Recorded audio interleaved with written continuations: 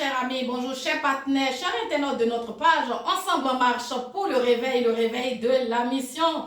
Ce matin, je voudrais encore vous souhaiter de vivre voix bonne et heureuse année 2025.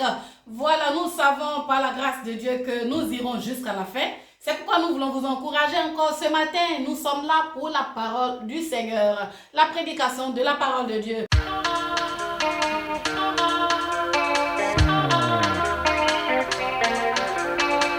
Mon frère, ne sois pas découragé. Car le Seigneur nous a fait beaucoup de bien les années passées et encore nous voyons sa grâce aujourd'hui sur nous et dans notre maison, nos maisons et nos vies. C'est pourquoi je voulais nous encourager. L'homme de Dieu va passer pour la prédication de la parole de Dieu chez bien-aimé pasteur Guédé en Italie. Voilà, nous allons vous laisser toute la place afin d'édifier nos âmes par la parole de Dieu. Chers bien-aimés, restons jusqu'à la fin. Partageons la parole du Seigneur car Jésus revient bientôt. Soyons les disciples de Jésus comme cela est dit dans sa parole. Dieu nous bénisse. Shalom. Bonjour, mesdames et messieurs. Bonjour, amis internautes. Vous qui nous suivez, qui nous avez toujours suivis sur notre page, Ensemble en marche pour le réveil de la mission. Voici encore une nouvelle année que Dieu nous donne.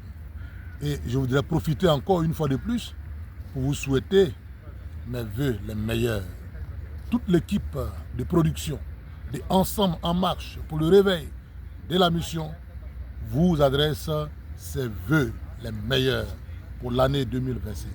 Que la grâce de Dieu repose sur vous, que Dieu vous ouvre des portes de façon extraordinaire pour l'œuvre que vous avez faite pour lui, pour le soutien, pour l'apport, pour la diffusion de l'évangile et que nous puissions encore faire chemin ensemble en vue de la conversion, de la restauration, de la guérison des nations.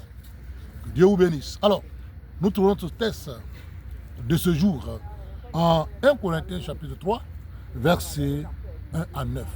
Dans ce texte, Dieu parle donc du fait que lui, le Seigneur, il est notre Dieu. Il a appelé l'apôtre Paul et Paul a été utilisé pour l'œuvre de Dieu. Paul a été un instrument de Dieu et dans ce texte, il y avait donc cette sorte d'opposition des serviteurs de Dieu que faisaient les chrétiens entre Paul et Apollos. De manière à ce que, pendant que certains se réclamaient de Paul, d'autres se réclamaient d'Apollos. Il dira que ce soit Apollos, que ce soit Paul, ils sont les serviteurs. Ce qui est important, c'est la personne du Seigneur Jésus-Christ. Alors, chers frères, chères sœurs, chers amis internautes, en cette année 2025, soyons ouvriers du Seigneur. Soyons ouvriers du Seigneur dans le champ de Dieu. Et en tant qu'ouvriers dans ce champ de Dieu, il y a donc des critères auxquels nous devons satisfaire pour mieux accomplir l'œuvre de Dieu. Et ces critères, j'en ai identifié 4. Premièrement, comme je l'ai dit, nous devons savoir que le champ dans lequel nous travaillons est le champ de Dieu. Oui, le champ appartient à Dieu. L'œuvre appartient à Jésus-Christ. Il en est le maître. Et c'est lui qui nous a tous appelés. Nous sommes ouvriers dans le champ de Dieu. C'est pourquoi, bien mes frères et sœurs, je voudrais que les uns les autres se gardent de s'approprier l'œuvre de Dieu, de s'approprier l'église du Seigneur, de s'approprier les chrétiens qui sont sauvés par le sang de l'agneau. Car seul le Seigneur est celui qui sauve. Et donc, le champ appartient à Dieu. C'est pourquoi, qui que vous soyez, ou que vous soyez ouvrier, demandez les moyens au maître du champ, au propriétaire de l'entreprise, au propriétaire du travail. C'est Jésus-Christ. Il sait les moyens qu'il faut. Il faut s'adresser à lui quand il y a un besoin, quand il y a un manque, quand il y a quelque chose qui ne va pas. Quand vous-même, en tant qu'ouvrier, vous avez des soucis personnels pour accomplir ce qu'il faut dans le champ de Dieu, il faut s'adresser au maître du champ, qui est donc le Seigneur Jésus-Christ. Deuxième critère que j'ai identifié, c'est que l'ouvrier de Dieu doit rendre compte à Dieu. Nous sommes des ouvriers. En tant qu'ouvriers, le Seigneur nous a embauchés dans son champ. Nous allons rendre compte à Dieu. Oui, je rendrai compte à Dieu pour ce que je fais ici pour la mission. Tu rendras compte à Dieu pour ce que tu fais pour l'œuvre de Dieu. Tu rendras compte à Dieu. Chacun de nous rendra compte à Dieu. Nous rendrons compte à Dieu pour donc la vie, pour la santé que Dieu nous donne, pour les moyens que Dieu nous donne, comment on les gère, comment on gère l'œuvre de Dieu, comment on travaille pour le Seigneur, comment on se comporte dans le champ de Dieu. Chacun va rendre compte à Dieu pour ce qu'il fait, pour ce qu'il est. Que tu sois jeune ou vieux, femme ou homme, enfant, nous allons tous rendre compte à Dieu, chrétien ou pas. Tu vas rendre compte à Dieu pour ce que tu fais.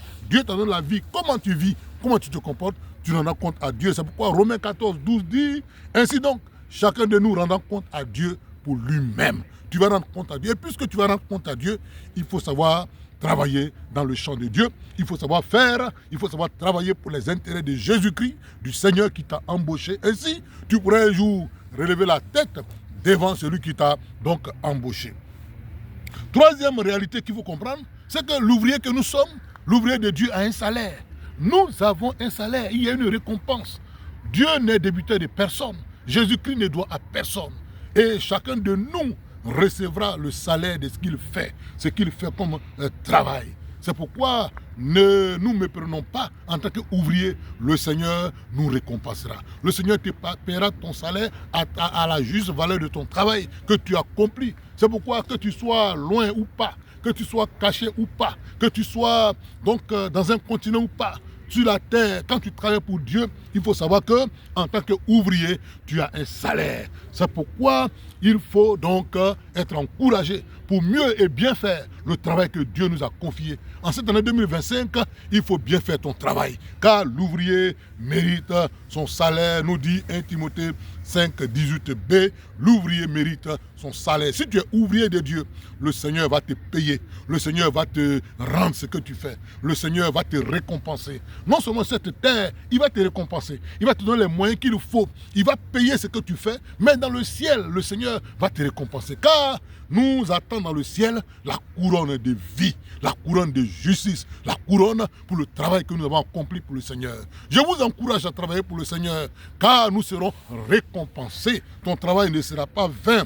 Bien-aimés frères, je sais, c'est pourquoi Hébreux 6 dit car Dieu n'est pas injuste pour oublier votre travail et l'amour que vous avez montré pour son nom. Dieu n'est pas injuste pour oublier ton travail. Dieu n'est pas injuste pour oublier ce que tu fais, l'engagement que tu fais. Le Seigneur veut que cette année encore, tu t'engages de mieux en mieux, car le Seigneur va te récompenser, il te voit et il n'est pas injuste.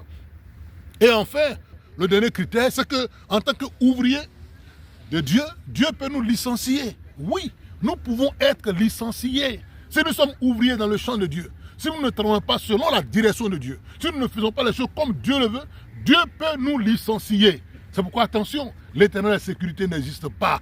Le Seigneur t'a embauché dans son champ pour que tu travailles. Si tu travailles comme tu veux, tu comportes comme tu veux, le Seigneur peut te licencier. Oui, travaillons à ce que le Seigneur ne nous licencie pas. Paul dit en 2 Timothée, donc 2, 5 à 6, l'athlète n'est pas couronné s'il n'a pas combattu suivant les règles. Il faut que le laboureur travaille avant de recueillir les fruits. Oui, si tu ne travailles pas selon les règles, le Seigneur peut te disqualifier, il peut te licencier. C'est pourquoi je vous encourage, chers frères, chères sœurs, chers amis internautes, amis, parmi, en tout lieu que nous soyons, travaillons pour ne pas être licenciés. Pour que le Seigneur nous dise un jour, bon et fidèle serviteur, bonne et fidèle servante, entre dans la joie de ton maître. Nous sommes ouvriers de Jésus-Christ et en cette année 2025, soyons encore davantage des ouvriers engagés. Que Dieu vous bénisse. Vous étiez donc ensemble en marche pour le réveil de la mission. Que Dieu vous bénisse. La rubrique c'est Lumière du monde et celle de la terre. Shalom, bonne année à vous.